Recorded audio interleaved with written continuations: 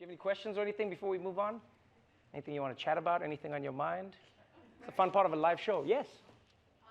What's the difference between racism in South Africa and racism in America? Oh, I love that. I love how you asked such a deep question in such a bubbly way.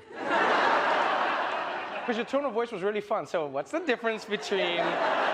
Because there, I thought you were going to say, like, oh, the difference between, like, summer and spring for you. You're like, what's the difference between racism in South Africa and racism in the USA?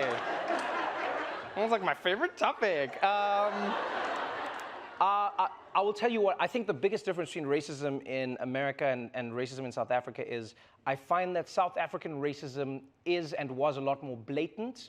And so there's more of an acknowledgement of it as an idea. And I always say to people, I know it's strange to say this, but I often think that was the greatest gift the apartheid government gave us, is that it was like, it was there, it was happening to you, it wasn't hidden. Do you know what I mean? So you were just like, we don't want this. People would fight, stop this apartheid, it's racism. And then the government would be like, yes, of course it is racism. That's what we're doing to you. The blacks must not do this. But then what happened in America is, you know, you hit that period where like they started changing things. I don't know if it was around Nixon, and they were like, oh, we've got to be silent about this.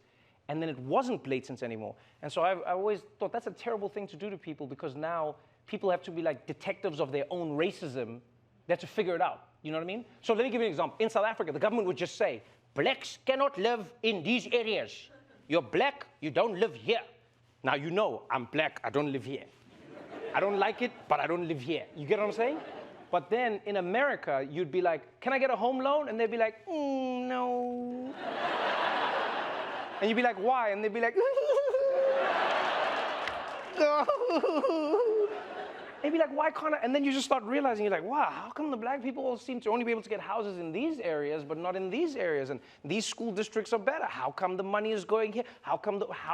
And you get what I'm saying? And I know it sounds strange to say, but I think there's something liberating about fighting an obvious enemy as opposed to one that you have to prove exists. That's probably the biggest difference between America and, yeah.